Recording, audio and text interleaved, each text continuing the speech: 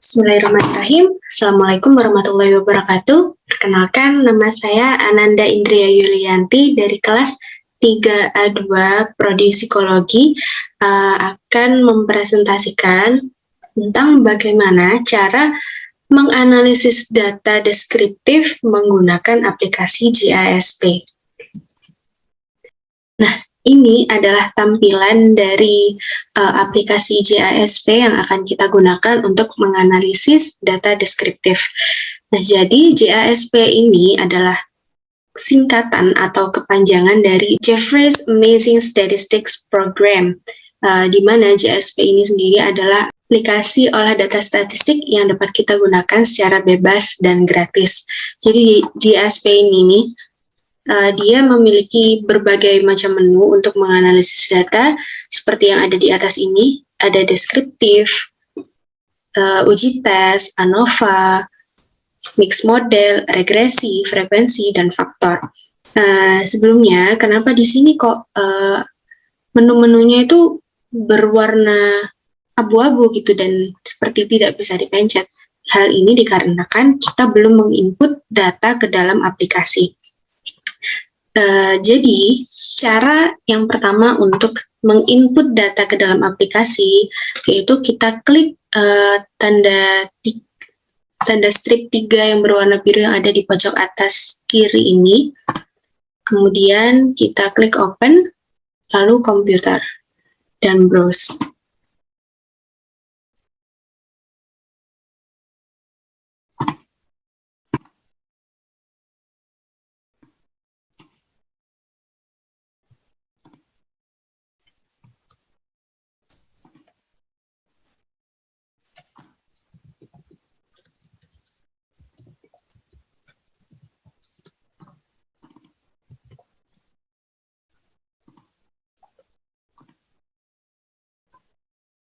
Kemudian klik browse untuk mencari data kita.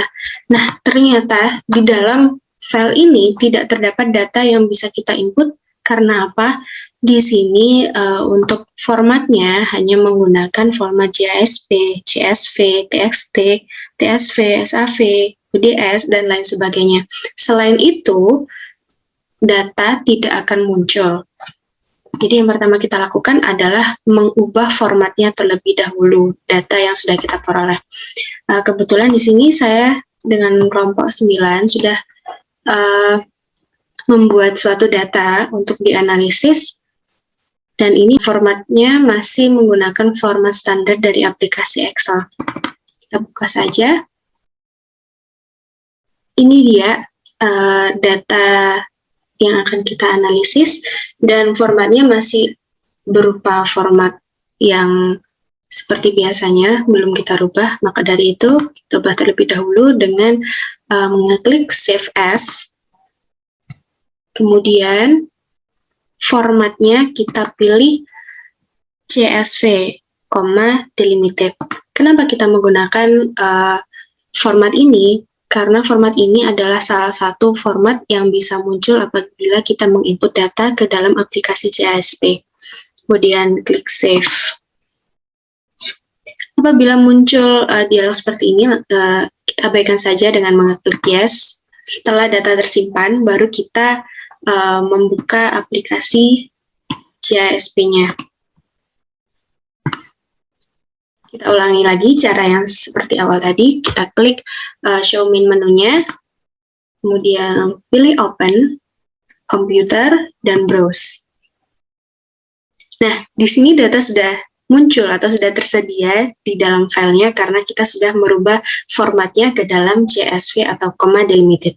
Langsung saja kita klik open. Kita tunggu beberapa saat. Nah, ini dia data sudah muncul. Data sudah bisa langsung kita analisis karena sudah berada di sini.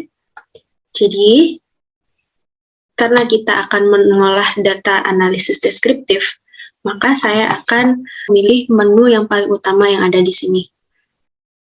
Nah, seperti yang saya bilang tadi, kalau sebelumnya menunya masih berwarna abu-abu, sekarang sudah berwarna pekat karena data sudah terinput dalam aplikasi. Langsung saja kita klik menu deskriptifnya. seperti ini tampilannya setelah kita mengeklik menu deskriptifnya. Di sini adalah box variabel, di mana kita akan meletakkan beberapa variabel untuk dianalisis, dan di sini adalah menu-menu dari data yang telah kita buat tadi, ada nama, gender, pekerjaan, status, public speaking, usia, IQ, kecemasan. Jadi untuk yang pertama ini, dikarenakan yang kita analisis mempunyai ukuran-ukuran tentang pemusatan, penyebaran, dan juga letaknya, maka biasanya variabelnya ada yang mempunyai skala pengukuran interval dan rasio. Untuk simbol dari variabel yang menggunakan skala pengukuran rasio dan interval ini, maka dia akan disimbolkan dengan simbol penggaris seperti yang ada di sini untuk usia, IQ, dan kecemasan. Langsung saja kita masukkan ke dalam kotak variabel yang ada di sini untuk usia, IQ, dan kecemasannya. Kita klik, kemudian kita klik tanda panah yang ada di sini.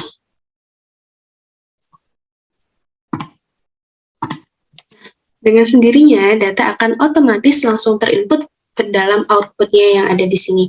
Untuk usia validnya sebanyak 110 seperti data kita, ada sebanyak 110 data, kemudian missingnya di sini tidak ada karena tidak ada nilai yang kosong, kemudian min, standar deviasi, minimum, maksimum, semua sudah ada di sini. Dan secara otomatis akan teranalisis datanya. Kemudian, ini adalah tampilan dari apabila kita menggunakan satu variabel saja. Ada usia, IQ, dan kecemasan. Namun, bagaimana jika kita menggunakan beberapa variabel yang lainnya seperti gender atau jenis kelamin? Bisa saja kita klik gender, kemudian kita masukkan ke dalam kotak speed yang ada di bawah ini. Nah, seperti ini. Jadi, masing-masing usia, IQ, dan kecemasan berdasarkan gender akan dengan sendirinya terpisahkan. Seperti usia untuk laki-laki, validnya ada 68, dan perempuan ada 42, kemudian mainnya laki-laki ada 21,676, untuk perempuan 21,548, dan lain sebagainya. Dan sekarang, bagaimana apabila kita ingin mengetahui ukuran letaknya, ukuran penyebaran, atau ukuran pemusatannya, kita bisa aja langsung klik di menu statistik yang ada di bawah sendiri ini. Kita klik, nah di sini muncul ada central tendency, dispersi, kemudian quantiles, dan distribusinya seperti apa aja. Di sini yang pertama ada central tendency, terdapat modus, median, dan mean. Kemudian dispersi ada SI mean, coefficient of variation, MAD robust, variance, minimum, standar deviasi, MAD, dan lain sebagainya.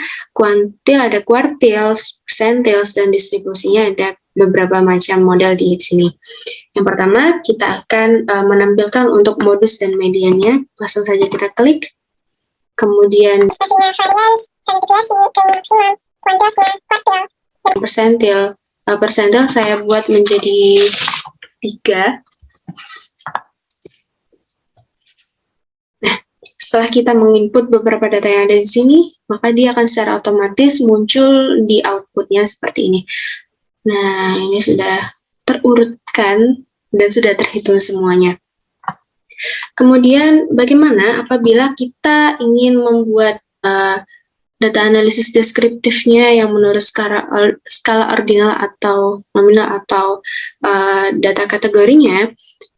Bisa aja, tetapi yang pertama harus kita klik kembali menu deskriptifnya seperti ini. Nah, setelah kita mengklik menu deskriptif yang ada di sini, maka data yang awal tadi kita hitung, kita olah, itu dia tidak akan berubah walaupun kita mengubah yang statistiknya maupun yang deskriptif statistik yang ada di sini.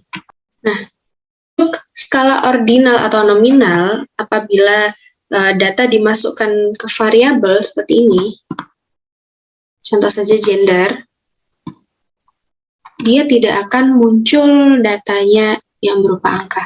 Mengapa demikian? Karena skala ordinal atau nominal ini sifatnya teks dan bukan angka.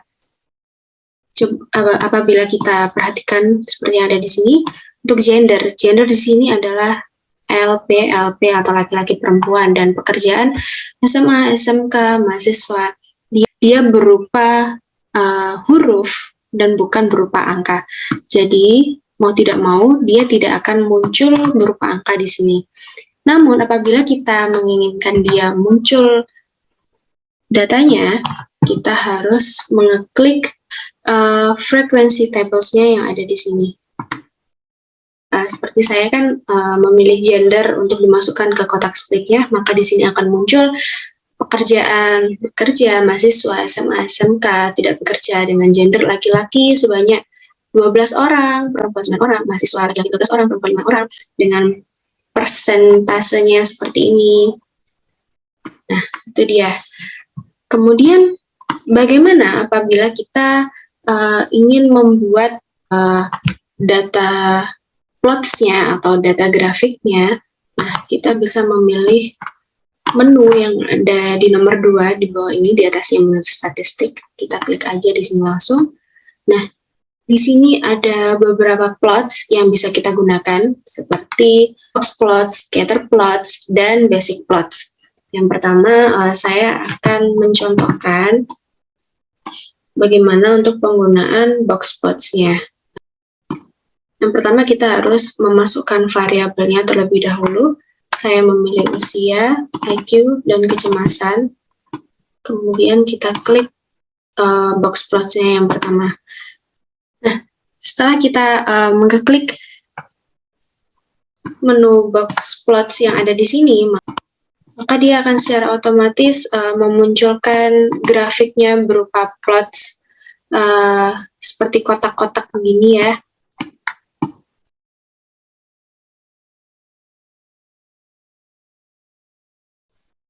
Nah, ini adalah box plots dari variabel usia, IQ, dan kecemasan. Untuk mengetahui apakah data tersebut atau box plots-nya itu adalah normal atau tidaknya, kita bisa melihatnya dari atasnya garis yang ada di sini. Apabila dia terdapat titik-titik di atasnya garis lurus ini, berarti dia dikatakan tidak normal. Dan apabila tidak terdapat titik-titik di atas garis ini, dia bisa dikatakan normal. Hal ini dikarenakan titik-titik yang berada di atas garis lurus ini namanya adalah nilai outlier atau nilai pencilan. Untuk mengetahui kira-kira nilai berapa aja yang merupakan pencilan, langsung aja kita klik label outliers-nya yang ada di sini. Kita tunggu.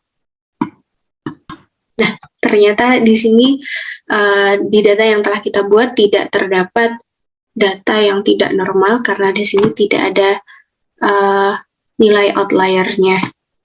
Jadi data di sini adalah normal semuanya.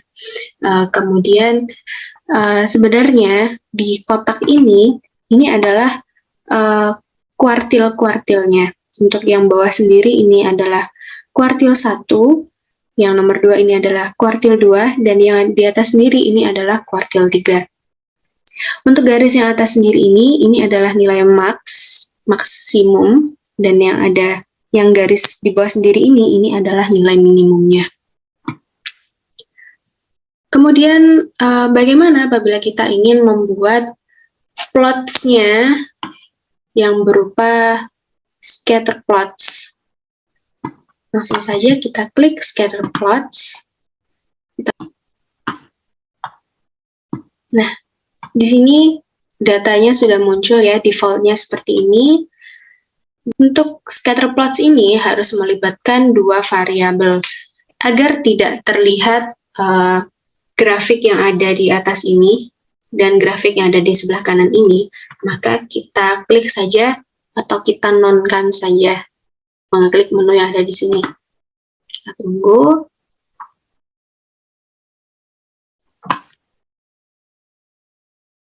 Nah, untuk grafik yang ada di atasnya sini sudah hilang ya. Nah, seperti ini. Dan yang ketiga, apabila kita ingin memunculkan plots-nya yang ketiga, yaitu basic plots, langsung saja kita klik distribution plots-nya dan correlation plots-nya. Untuk basic plots-nya, yang distribution plots dan correlation plots-nya sudah muncul di sini. Untuk distribution plots-nya, dia berupa diagram batang ya, dia panjang-panjang seperti ini. Nah, ini untuk distribution plots-nya usia, IQ, dan kecemasan. Ini untuk correlation plots-nya yang usia, IQ, dan kecemasan. Seperti ini. Kemudian untuk menentukan distribusi dari data yang kita punya, dia normal atau tidak normal, langsung saja kita klik key plots yang ada di sebelah sini. Kita centangi. Nah, ini dia, sudah muncul key plots-nya untuk menentukan dia normal atau tidak normalnya. Kita bisa melihat dari apabila pancaran titik-titiknya ini, dia mengikuti garis lurus yang ada di sini, berarti dia bisa dikatakan normal. Dan apabila pancaran titik-titiknya ini dia tidak mengikuti garis lurusnya, berarti dia tidak normal. Yang kita perhatikan pertama adalah key plots dari variabel usia. Ini titik dia tidak mengikuti garis lurusnya atau dia berbelok-belok seperti ini, berarti dia dikatakan tidak normal. Kemudian untuk IQ,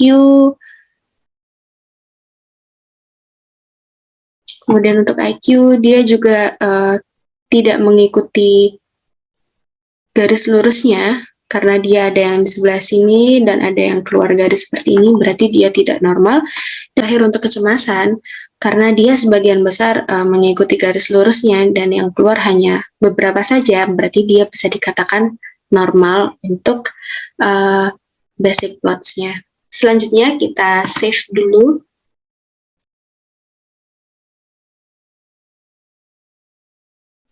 Dan kemudian untuk materi yang selanjutnya akan dijelaskan oleh teman saya, Rizky Hadi. Saya Rizky Hadi Rahmani Setioko dengan nomor NIM 202030100124. Saya dari kelompok 9 kelas A2 semester 3. Saya di sini akan mengerjakan analisis korelasi, yang dimana korelasi yaitu hubungan antara dua variabel atau lebih yang bersifat kuantitatif. Saya di sini akan mengerjakan apakah ada hubungan antara usia dan juga IQ. Selanjutnya kita klik regression, setelah itu correlation. Tadi kan kita mencari hubungan antara usia dan IQ dan kita masukkan ke dalam table variabel. Kita tunggu hasilnya. Di sini menunjukkan p-value-nya yaitu lebih dari 0,37, yang mana bila lebih dari 0,7 ini dapat disimpulkan antara hubungan antara IQ dan usia ini tidak berhubungan. Selanjutnya juga variation R-nya juga sangat kecil, yaitu 0,199, yang dimana ini hasilnya negatif. Dan antara IQ dan usia ini tidak signifikan. Selanjutnya kita melihat plot dari correlation ini. Di tabel ini terlihat bahwasannya ini usia dan ini IQ, dan tabel ini menjelaskan bahwasanya antara usia dan IQ ini tidak signifikan dan tidak terhubung. Sekian presentasi terkait penjelasan korelasi. Assalamualaikum warahmatullahi wabarakatuh. Saya Rizky Hadi Rahmani Setioko dengan nomornya 20, 20, 30, 100, 124 dari kelompok 9 kelas A2 semester 3. Saya di sini akan menjelaskan analisis sederhana dengan menggunakan data yang ada. Pertama, kita klik kolom referensi, terus di kolom klasikal kita klik linear regency. Setelah itu karena saya ingin melihat hasil dari apakah usia dapat memprediksi IQ, jadi usia saya letakkan di covariance dan IQ di dependent. Kita tunggu hasilnya. Saya sudah keluar ANOVA. Kita lihat terlebih dahulu kolom ANOVA-nya, apakah prediktor yang kita masukkan tadi itu mampu memprediksi variabel dependennya. Kita lihat hasil F dan B-nya itu ternyata 0,037, yang dimana hasil ini tidak signifikan. Nah, itu kita lanjut kalau berikutnya. Kita lihat hasil dari R sekuar model H1 itu juga 0,040, yang dimana bisa disimpulkan bahwasanya usia tidak signifikan untuk bisa memprediksi IQ. Terus kita ke kolom koefisien, kita lihat model H1, hasil standar ini tergantung data kita, misalnya kayak data kita jutaan, hasilnya juga jutaan. Kalau standar ini, di sini hasilnya udah tersandarkan 0 sampai 1.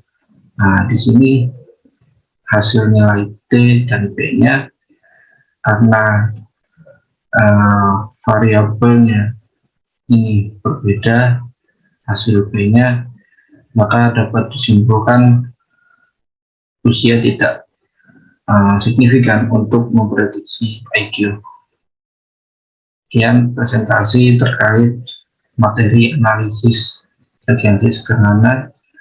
Ya, baik, saya akan melanjutkan untuk menjelaskan cara menganalisis data cara regresi berganda. Pertama-tama kita buka terlebih dahulu file yang telah dianalisis sebelumnya. Ini dia. Nah, dalam video ini kita akan menguji pengaruh dari dua variabel bebas dengan terhadap satu variabel terikat, yaitu saya akan pakai variabel IQ dan kecemasan terhadap variabel usia.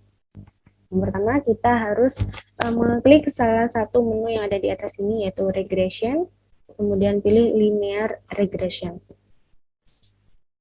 Nah, setelah terpampang tampilan seperti ini, kita lanjut saja untuk mengklik menu statistik. Kita pilih covariance matrix, error square exchange, descriptive, part and partial correlation, dan collinearity diagnostic. Kemudian Durbin-Watson. Nah, kemudian untuk mengubah nilai yang digunakan, apakah nilai P atau nilai F, kita bisa mengeklik method specification yang ada di sini dengan menyentang salah satu sesuai dengan yang diinginkan. Dan pada video ini saya akan pakai nilai P atau nilai probabilitasnya. Kemudian kita klik plots-nya dan pilih predicted, histogram, plots, dan partial plots-nya.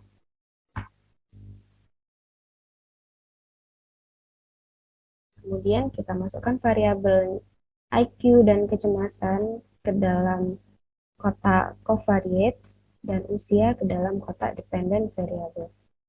Dan kita tunggu hasilnya. Nah, ini sudah muncul ya hasil dari linear regressionnya, semuanya sudah muncul di sini. Jadi kita lihat model summary-nya untuk koefisien korelasi atau koefisien R di sini terdapat senilai 0,275. Dari hasil perhitungan menunjukkan bahwa terdapat hubungan yang erat antara usia dengan IQ dan kecemasan. Kemudian R square-nya ini 0,76. Lanjut ke tabel ANOVA-nya. Untuk derajat bebas di sini memiliki nilai 107 dan nilai F hitungnya senilai 4,391. Untuk nilai probabilitasnya sendiri ini adalah 0,015. Menunjukkan bahwa IQ dan kecemasan tidak berpengaruh terhadap usia. Kemudian kita lanjut ke koefisien. Untuk nilai unstandar dari IQ sebesar 0,082, standarnya 0,179, T hitungnya 1,913 dan parsialnya 0,058. Ini menunjukkan bahwa secara parsial IQ pengaruh signifikan terhadap usia. Kemudian kecemasan standarnya negatif 0,147, standarnya negatif 0,191, hitungnya negatif 2,043 dan parsialnya 0,044. Maka secara parsialnya kecemasan tidak berpengaruh signifikan terhadap usia. Kemudian kita lihat VIF-nya atau variance inflation factor-nya. Ini ada 1,012 dan 1,012, ini berarti di bawah angka 5, berarti dia dapat disimpulkan bahwa antara IQ dan kecemasan tidak saling berpengaruh antara satu sama lain. Kemudian kita lihat part and partial correlation-nya. Terlihat korelasi parsial IQ sebesar 0,182 dan korelasi parsial kecemasan negatif 0,194. Dari hasil korelasi parsial ini dapat disimpulkan bahwa IQ memiliki korelasi yang lebih kuat dengan usia dibandingkan dengan kecemasan. Kemudian kita lihat di tabel coefficient covariance matrix-nya. Matriks terlihat bahwa nilai covariance IQ dan kecemasan tidak terdapat korelasi antara sesama variabel bebas. Kita lanjut ke residual versus predicted. Di sini titik-titik berada di atas dan di bawah garis sumbu 0. Dapat disimpulkan bahwa tidak terdapat heteroskedastisitas dalam titik-titik berada di bawah dan di atas garis sumbu 0. Dapat disimpulkan bahwa tidak terdapat heteroskedastisitas dalam kasus ini.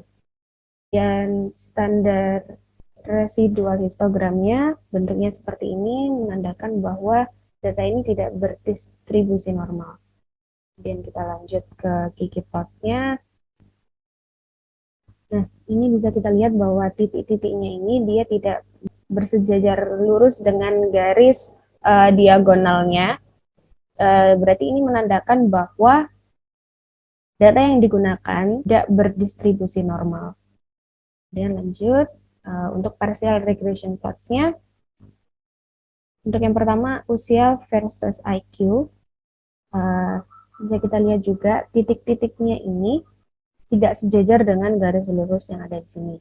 Nah, ini menandakan bahwa usia dengan IQ tidak terdapat hubungan linear positif antara usia dengan IQ. Kemudian yang kedua, untuk usia dengan kecemasan, dapat kita lihat juga di sini kalau titik-titiknya ini tidak tidak sejajar dengan garis lurus, maka dapat kita simpulkan bahwa tidak terdapat hubungan linear positif antara usia dengan kecemasan. Selanjutnya akan dijelaskan oleh teman saya, Yasmin Angelita.